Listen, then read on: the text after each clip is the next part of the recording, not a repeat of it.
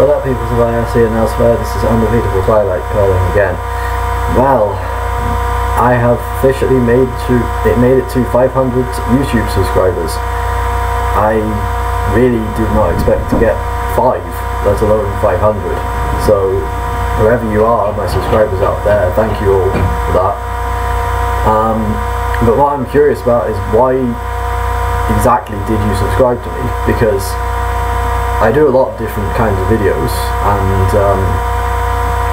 I don't know, because I don't get many comments on my videos, so I don't know which ones people like and which ones people don't like. I mean, I've got the gaming videos, which I recently started doing, and I really need to do more of those, so I keep meaning to, and I keep putting it off. The random talkie videos, where I just talk about, you know, stuff, my Twilight Thoughts On series, which is kind of like spin-off of that, where I talk about a specific topic. Twilight Storytime, which I have had some requests to continue, and I am planning on doing it, but the problem is, since I started that, I moved house twice, and I forgot to bring the book with me when I moved, so I don't actually have it with me. So I want to restart that, but I need to get the book first. And then there's the Kamen Rider Super Sentai stuff, which initially I uploaded for a friend, and then I just decided to upload more, because why the hell not? What do people like? That's what I want to know. So I never reach out to viewers, because I don't really get many views on my videos, and I don't get really comments that much either. But if this showed up in your subscriber feed and you're watching it, then please comment, or, you know, do something, get in touch with me, tell me what you like, because I want to do things that make you guys happy. Because I do upload videos just for my own personal amusement, but since I have so many subscribers, I feel like I should start, you know, I don't want to say pandering sounds too negative, but I feel like I should start putting things out more that my subscribers want, because people subscribe to a channel for a certain reason, and I always want to know what that reason is for you guys. So leave a comment below, or you can email me if you don't want a YouTube comment. My email is undefeatabletwilight@gmail.com, same as my YouTube name. So yeah, just tell me what you like. Okay, I was actually planning to make 2 videos on this, one about the thank you for subscribing, and one about what I'm going to talk about now, but because the thank you didn't take that long at all, I guess I can merge them in the video. So you're probably wondering, if you've ever seen my videos and read the description, why I always call myself she and her, and refer to myself with feminine pronouns. Well, it's actually because I am transgender and I identify as female. A lot of people who know me on the internet already know this, but some people who stumbled upon me through YouTube or some other means might not be aware of this, because let's face it, I don't sound like a girl, and I don't really think I look much like one either, but that's a matter of debate. But yeah, I am trans. I identify as female. I live as a girl pretty much full time. I dress in feminine clothing. I go out. I am very open about my identity, which I'm lucky to be able to do, because a lot of trans people can't do that. They have to sort of hide themselves, so to speak. And I do feel very lucky that I do live in a rather open-minded and understanding community. Lancaster is very, from what I've seen anyway, very tolerant. Well, accepting is a better word than tolerant. Because you know, when you tolerate something, it doesn't mean that you necessarily like it. They are very accepting of you know, LGBT people. So well, let me tell you something a little bit about transgenderism, because there are some myths and things that a lot of people still believe, and a lot of people are still sort of ignorant about. Not willfully, or some of them are willfully ignorant, but a lot of people are just a bit ignorant about what exactly transgenderism is and what it entails.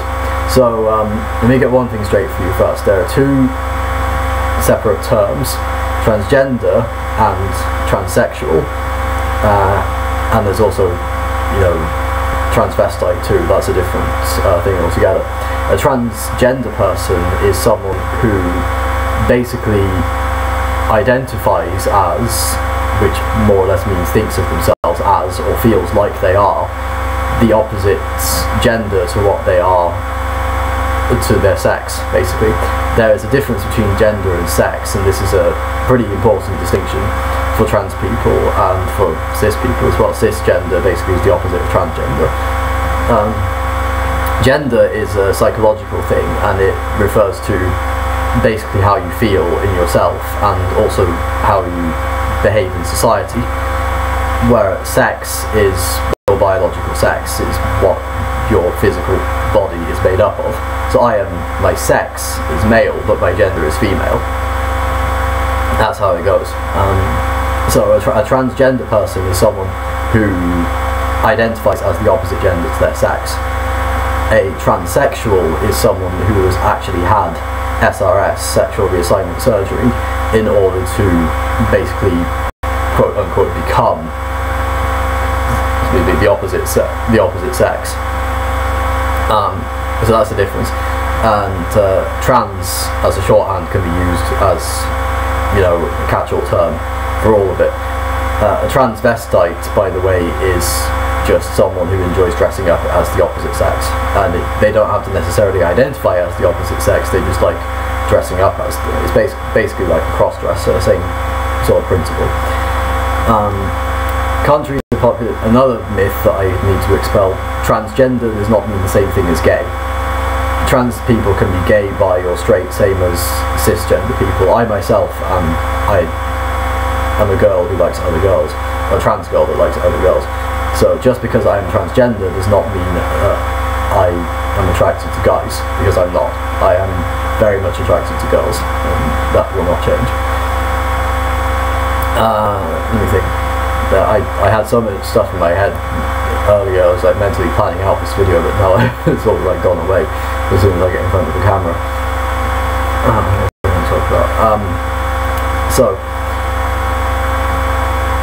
Oh god, it's totally gone. Well, yeah, that's what I was going to say. So, I want to sort of preempt a few questions that people might have, or people might be curious, and if anyone is actually watching this video, they might be wondering about. The first thing is, do you do I plan to get SRS in the future? And the answer to that is I would like to get it, but it is very expensive, and I am very poor, so I don't think that's going to be a viable option at the rate my life is going. But we'll see. I would, if I can get it, I will. Second, have I started my transition yet? And the answer is no. Sadly, because there's been a lot of budget cuts in the NHS, they've had to cut back on a lot of the area of the NHS that was responsible for gender reassignment procedures, and that means that unfortunately I have to put on, as of I think June 2015 or something, I was put on a 3-year waiting list to receive HRT, basically hormone replacement therapy. I think that's what it stands for. So yeah, so no, I have not started my transition, and I will not do so for quite some time, because the NHS are kind of lame in that regard. So I have to wait at least another 2.5 years before I can actually start hormones, which really sucks. So I really want to start on that. A third talking of my voice, I don't sound like a girl. I know, I'm aware of this. I find it very hard to actually convincingly pull off a female voice and maintain it for any length of time. I mean, you've seen, or if you haven't, you can see my videos on my channel called Feminine Voice Demo and Feminine Voice Demo Take 2, where I actually do demonstrate what I sound like when I'm trying to sound like a girl. And for one, it doesn't sound very convincing, I know that, and for two, I can't hold it for very long, and if I try to talk naturally like that, I end up slipping back into my old voice. And I know I'm not alone as a trans girl in this. It's one of the major components of transitioning is voice coaching. Basically, people actually get, like singers, get voice coaches. Transgender people also get voice coaches to help them sound more like the opposite sex, and that's true for both trans guys and trans girls. Trans guys need to learn to have deeper voice and speak more from their chest, because that's how cis men talk, basically. Whereas trans girls, they well, I can give you some tips on how, if you're ever curious about how to convincingly do a feminine voice, because you know what they say, if you can't do, teach. So first off, most important thing, don't do a falsetto voice, because no girl actually talks like that. That is for comedians or pantomime artists, basically. The only girls who actually talk in that high-pitched falsetto are kawaii-ko Japanese girls, and even they are a dying breed nowadays. What you want to do is less reverb, so more up here than down here, slightly more breathy than you would normally talk, and slightly higher pitch. And if you do that right, you will end up sounding more or less like a deep-voiced woman. And there are some cis girls who naturally have very deep voices. Emily Orton, the singer, is a good example of that. If you ever heard her talk, she has a very deep voice. It's actually surprisingly deep. And there are some girls who actually do sound like that. So, yeah, so to sum up, less reverb, more breathy, and higher pitched, and you should hopefully sound. And if you want to raise your voice and still keep it as sounding female, then you need to, it's hard to explain, but you need to sort of make your voice come from your head rather than your chest, if that makes sense. Because girls tend to raise their voice, raise the pitch of their voice when they shout or get angry, and that's because it feels like it's coming from up here rather than down there. Another question you might be wondering is, have I encountered any transphobia? And yes, I have. Well, what trans person hasn't? I mean, like I said, I do live in a very accepting community. In fact, there is a semi-regular transgender party hangout / thing called Queer Boots, which takes place at a local nightclub thing, which I wanted to go to. I was going to go in December, but then flooding happened, so I couldn't go because the place got flooded. And my family have been very supportive of me.